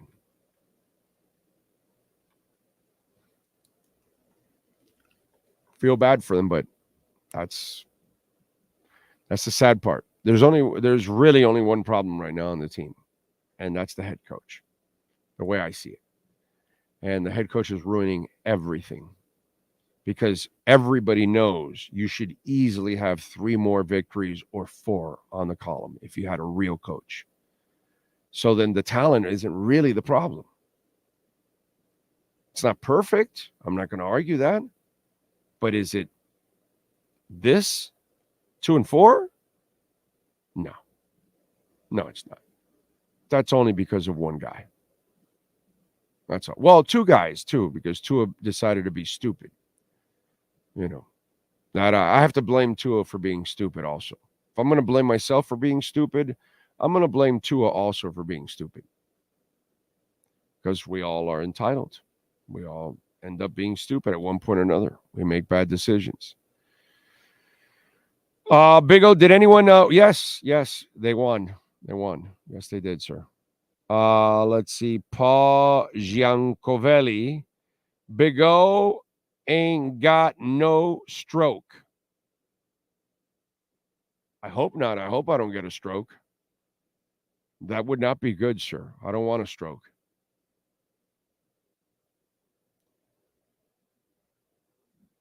Let's see. Big O, you're the clown that told us Tua could take us to the playoffs. Yeah, he can. Definitely can. Took you to the playoffs last year. Yeah. Doesn't mean that he can't just because he's an idiot and wants to start running like a football player. Wants to get himself concussed. Has nothing to do with it. But, hey, man, you can go ahead and take it however you want. They don't make it to the playoffs the last 2 years without Tua, right? That's what I think, right? Yeah. Without Tua, right? You saw what happened without Tua recently? But, I mean, whatever. It's all right, Lewis, or Lalo. I get it, bro. You're frustrated, and when you're frustrated, since you're not very smart, it clouds your judgment, and then you say stupid things like that. Only reason you were in the playoffs is because of Tua. Let's see. Big O, what do you think of the upper management is thinking? Is it a fact that they're thinking about I have no idea. No idea. No idea. But they should fire him. But, okay, look, let's be honest here. I mean, I don't know how many times we're going to talk about this because it's really a tired subject already. And the worst part is we've got like 9 more weeks of this shit. You're the front office. You hired your second coach. You probably want to fire this guy. But how do you go to the owner and say, we need to fire him and bring another coach in? But you've hired 2 coaches and they've both been failures. How are we going to allow you to bring a third coach in? So then if you're the front office, you're in a catch-22. If you keep the guy in place, he gets you fired. If you fire him, it probably leads to your firing already. So do you try to then stay with the guy and try to salvage it so you can turn to the owner and convince him that you're still on the right path? So is that what's going on behind the scenes? I don't know. That part I don't know. But it seems to me like it's the latter because you're not firing him. Honestly, can you come up right now? There's 174 people right now on the chat board. Only 98 likes. Come on, guys. We work hard here. What's the reason to keep him? Why do you need Mike McDaniel on this team? Please give me a legitimate reason why, if you're the owner, forget about the front office, forget about anything else. Tell me why you would keep Mike McDaniel if you're the owner. What is the good reason to do it? Because I can't think of one. I cannot think of one whatsoever. The continuity thing that some of you pull out, crap-annuity is not continuity. Keeping shit around is not continuity. Just to be clear. And the talent is clearly there. That's why they've made the playoffs. It's not because he's a good coach. It's because they have enough talent. Just like the final year of Flo, and he lost all those games at the beginning, that's what got him fired. Because he had more than enough talent to win a couple of more games, and he didn't. And it's the same thing that's gone on here every year with Mike McDaniel. he could have won at least a couple of more games. And look where the team ends up, barely getting into the playoffs. And this year is not even going to make the playoffs. And he's already lost at least 3 games he shouldn't have. Think about that. You've played 6 games and you've lost half the games you shouldn't have lost. I could argue it's 4, but whatever. But it's really 3. No, not 4, because the one is the Buffalo Bill. You didn't really have a shot there. But 3. So that's our problem here. And that's their problem up there. Because maybe they can't fire him because then that's the final nail in the coffin for them. That's the only way I read into it. Because if they drop the curtain on him, drops the curtain on them.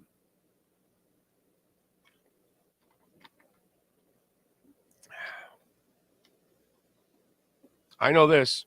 I would not keep that guy around. That's all I know. I would do what's best for the team regardless if it's my job or not. Too bad, but I am not going to torture those players and my fan base and my season ticket holders with that guy on the sidelines anymore, and those ridiculous press conferences and his silly answers that are just a bunch of hot air.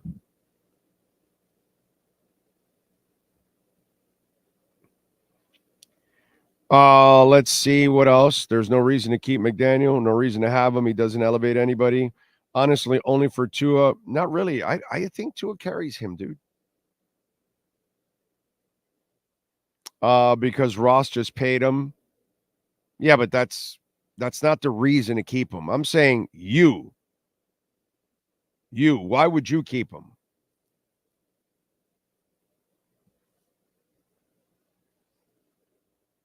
Let's see. Field position awareness on the 13 was lacking. This seems like a front office problem that they hired a guy who was not ready. Yeah, they hired 2 guys, not 1, 2 guys. They hired Flo, who couldn't build a staff and couldn't communicate with people. And they hired a guy that cannot coach. So whatever your problem is, they all had issues and why they're not getting it done. That's all. Let's see. Robert Bond, if we wait on a player to mature, why not a coach? Because if it doesn't get any better, then, okay, put it this way. Mario Cristobal or Mike McDaniel? Okay, you keep Mario because you're watching progress. Where's the progress with McDaniel? We're in year 3 and the same shit is going on in every game, mistakes, everything. Why? And they don't keep coaches ever anymore in the NFL that are shitty for 3-4 years, and then all of a sudden they become good coaches in year 5, 6, and 7. I don't know. Do you have anybody like that? Sean, is there anybody that was shitty for 3-4 years and then became good? I don't think they do that anymore. That stuff just doesn't happen anymore, dude. You cannot be a shitty coach for 3-4 seasons and then all of a sudden, years 5 and 6, you turn into a good coach and they keep you around. If you don't figure it out within the first couple of years, they usually get rid of you. So that's why. As much as I never liked him from the beginning, I gave him a chance. I'm not happy. I was right. I'm actually saddened for the sake of my Dolphins. Karoon says, it sucks. My first 2 choices when the Finns were looking for a coach the first time aren't working with their teams with Dable and Peterson. Those McDaniel press conferences are painful and embarrassing to watch. They are. You need McDumbass to read bedtime stories to Hill and Waddle and tuck them in bed. Fire Greer during the season so you could get ahead of the start on the GM, and then you can look for the new coach.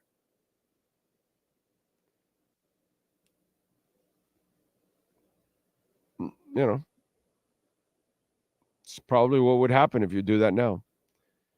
Let's see. Flo got outcoached by Urban Meyer. No, Flo was terrible, bro. Flo couldn't build an offensive staff, you know, so, and he couldn't get along with people. He had no people skills. So, Big O McDaniel was better in the Arizona game, but like you said, that's only one game. He needs to do it over a longer period of time. Yeah, plus Arizona's a bad team. And you lost to a bad team. You lost to the Colts, which are a bad team also. You know? Sad, dude. Sad. Remember, you can make a donation, Cash App or Venmo at Cash Big O Show. That is Cash Big O Show, Cash App or Venmo. Ho Yoon says Mike should give up play calling to Frank Smith. The thing is, we don't know if that would be any better, but the worst part about this, and Ho Yoon, thank you as always for your dedication and support on Venmo and supporting the show and the platform and always supporting us and helping us grow. Thank you. He's too hard-headed. He's not going to give up any play calling. That's the part that really sucks, Ho Yoon.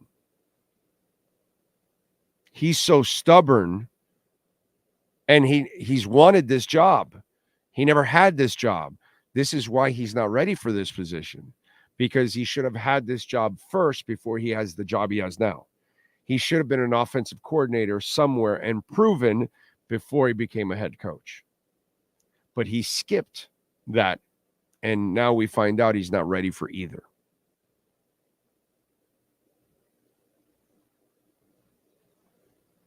Freaking sucks, dude. Absolutely sucks. Let's see. Who else do we have here? Remember, Cash App or Venmo at Cash Big O Show. That is Cash Big O Show, Cash App or Venmo, and you can make a Bitcoin donation, Bitcoin or Ethereum donation. And you can also make a PayPal donation too. We have PayPal also. You can use the QR code there and make a PayPal donation anywhere in the world. Because apparently around the world, you can't use Cash App or Venmo, but you can use PayPal. So use that QR code. Or if you search for my name, Orlando Alzagari, you will see the Crypto Bro Show logo on it. And that's me. That's moi. There you go.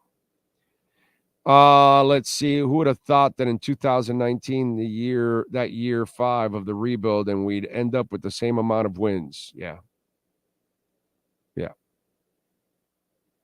Yep. That's the worst part about it. I'm with you there. All righty, folks. We are out of here. We appreciate all of you out there as always. Thank you for keeping it locked. Thank you for supporting the show.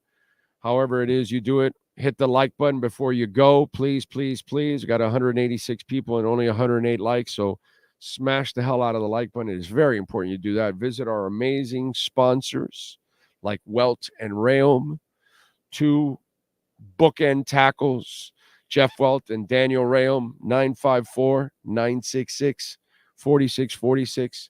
Amazing people, and will defend you and get it done for you like they did for us and many of our listeners now too over the last couple of years. So visit our great sponsors like Welt and Realm. We'll see you tomorrow afternoon. I'll see you guys in a little bit because the Crypto Bro Show is right around the corner. You all be good out there. We'll see you tomorrow. Same time, same place, same bat channel.